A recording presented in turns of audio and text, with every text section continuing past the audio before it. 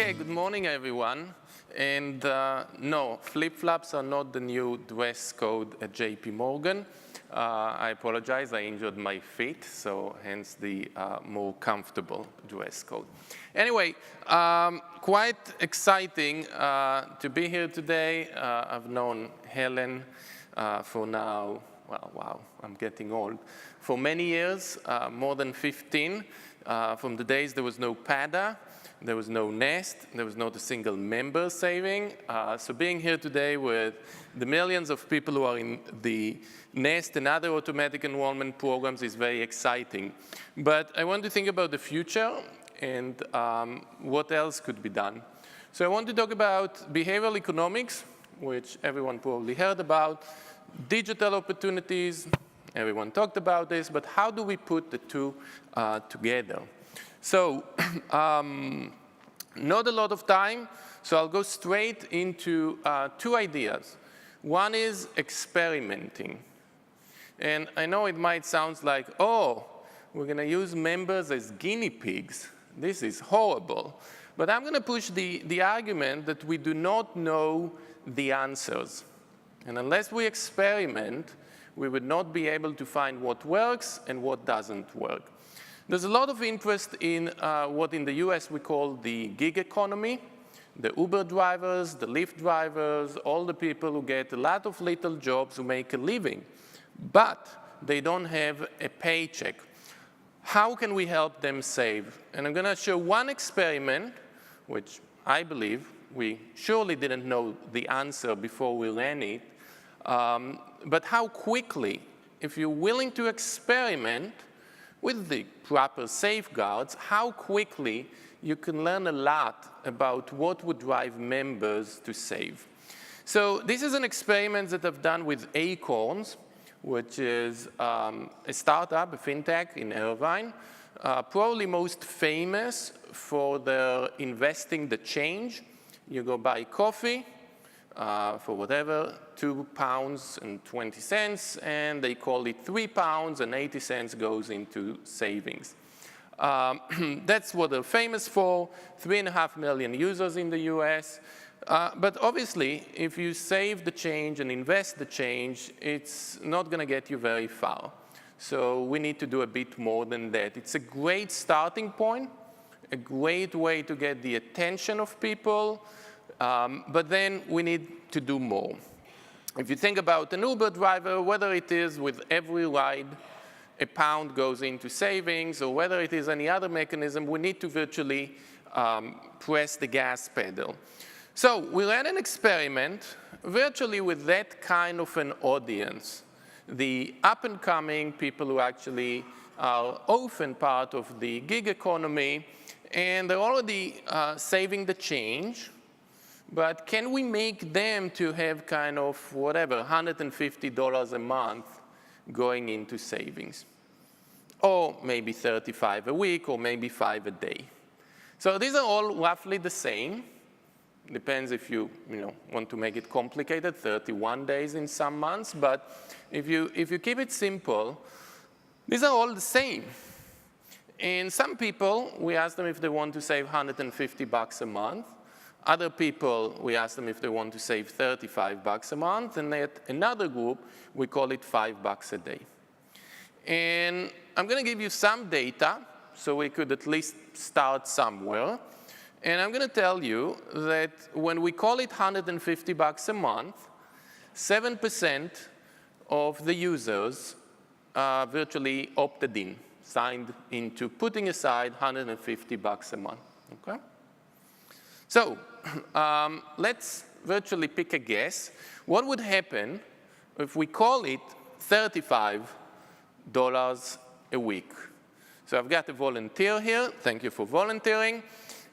What fraction of people would save if it's $35 a week? 11.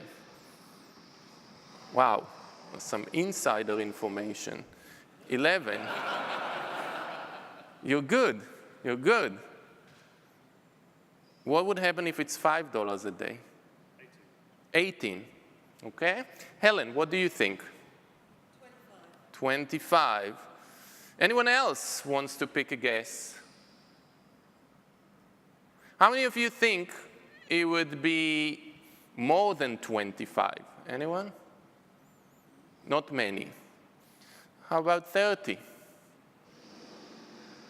So I think the key point is that we can't predict the results ahead of time.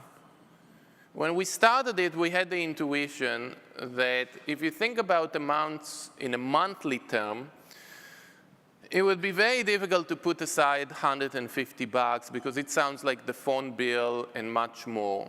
If you think about it as a daily amount, maybe it's just giving up on that coffee. It makes it mentally a lot easier to save. So we kind of thought $5 a day would be better than $150. But we didn't predict at all that it would be so powerful. 4.5 times as many people, just by changing the framing. And this is not really about the power of a little nudge, of thinking about it differently, about behavioral economics. This is really about using digital technology to quickly test.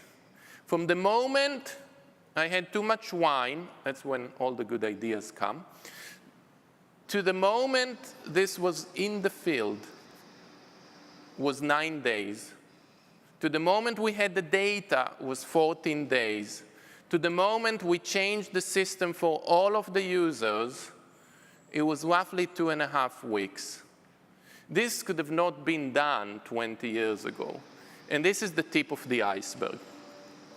So we have to experiment with the right safeguards, obviously. OK, a lot of discussions about the have and have not and how they save. I'll give you one piece of data.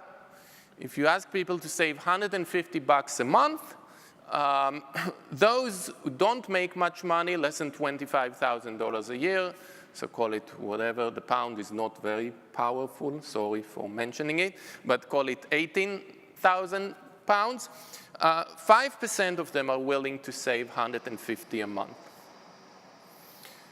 When you look at people who make a lot more money, 100,000, 75,000 pounds a year, 3 times as many, 15% of them are willing to save $150 a month. Nothing new here. This has virtually always been known that those who have more money are more likely to save. Okay? What do you think would be the gap in savings? How much of the gap would go away between the have and the have-not if we frame it as a daily amount? Or maybe it would not change. Or maybe it would actually get bigger. Okay? How many feel that the gap would not change if we actually go to daily amounts? It's still easier for the wealthy to save. Anyone? How many of you think some of the gap would close, okay? But there would still be a difference. The have and the have-not, it's much easier for someone making $100,000 a year to save $5 a day than for someone who is barely making $25,000 a year. So how many things will be able to close the gap a little bit, maybe half of it, but we're not going to eliminate it. There'll just be some improvement. Anyone? How many think it's going to be totally eliminated?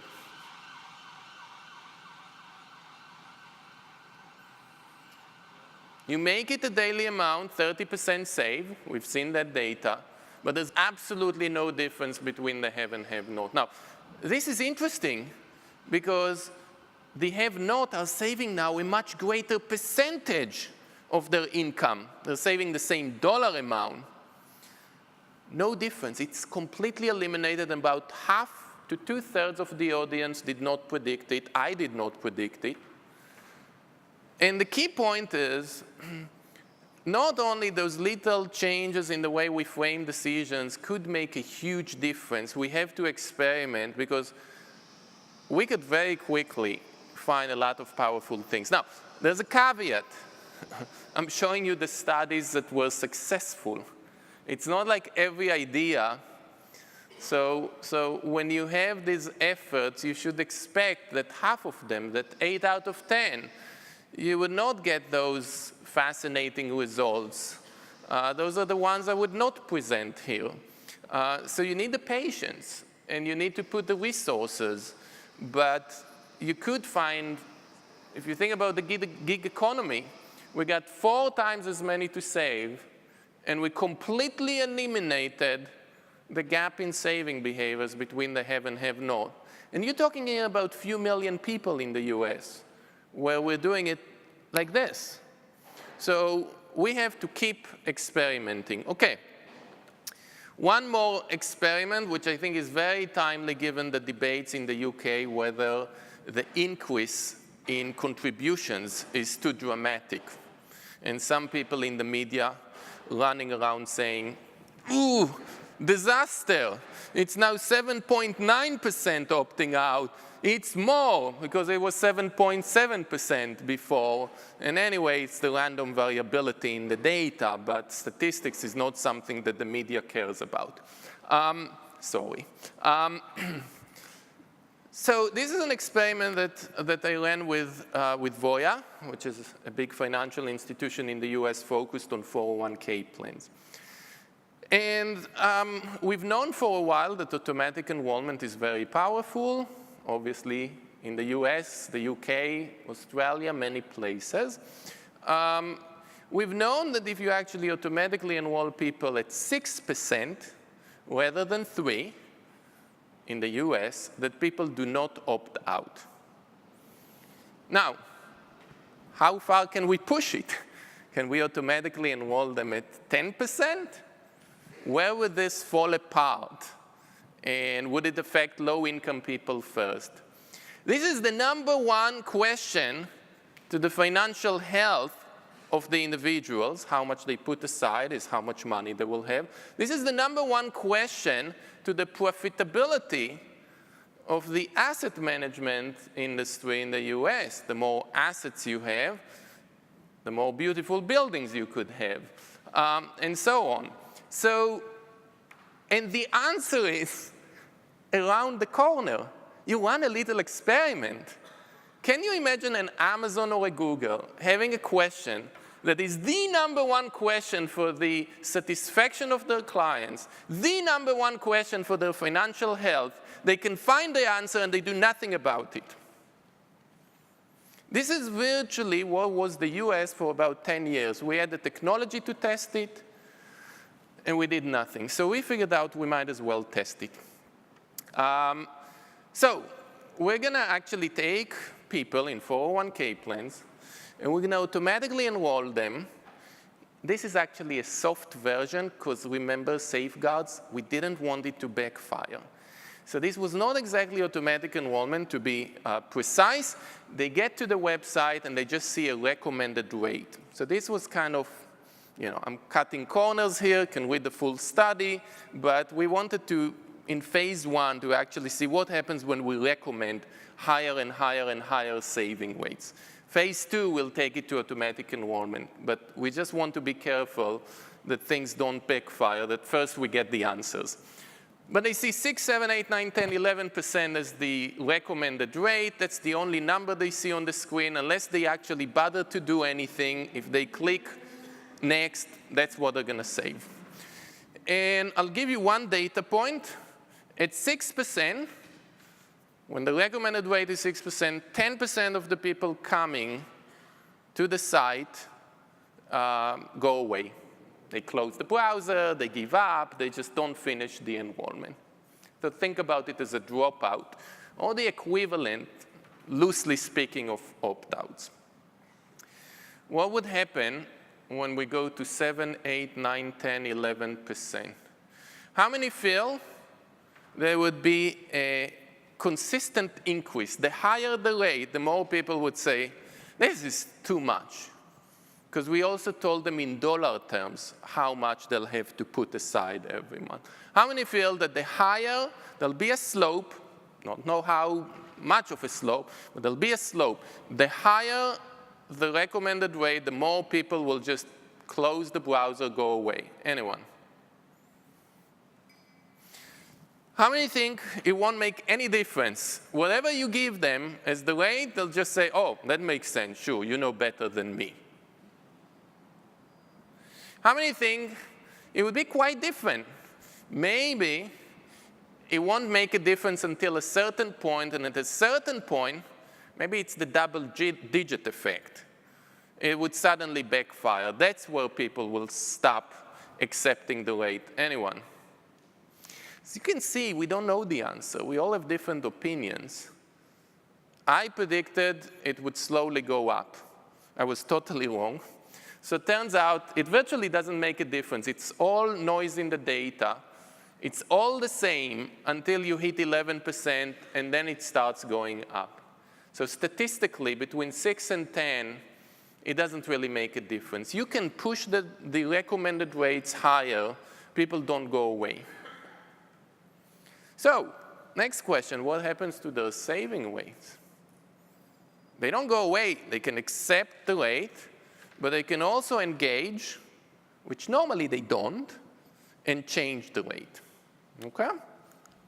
So if you recommend 6%, the saving rate is 6%.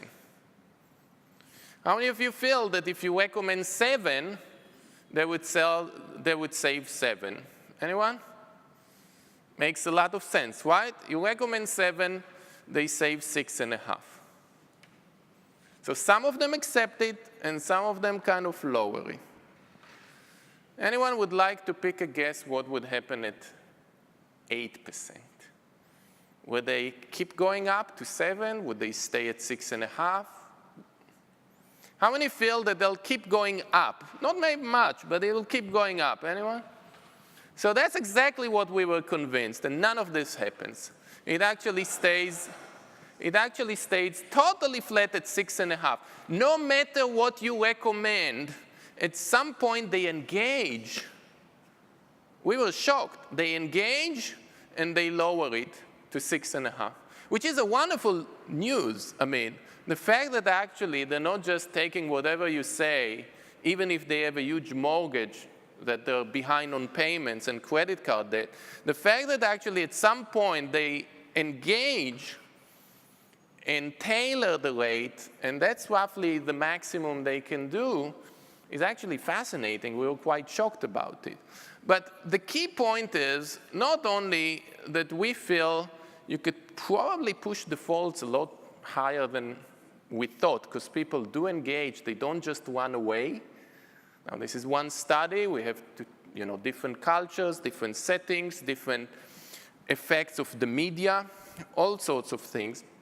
But the bigger point is, as much as we learned a lot about behavioral economics, and my good friend and collaborator Thaler got the Nobel Prize for it, we really don't know the answers to so many things that we have to experiment. We even asked plan sponsors in the US and pension consultants to predict the results, and nobody actually predicted it. Academics didn't predict it. So we have to experiment.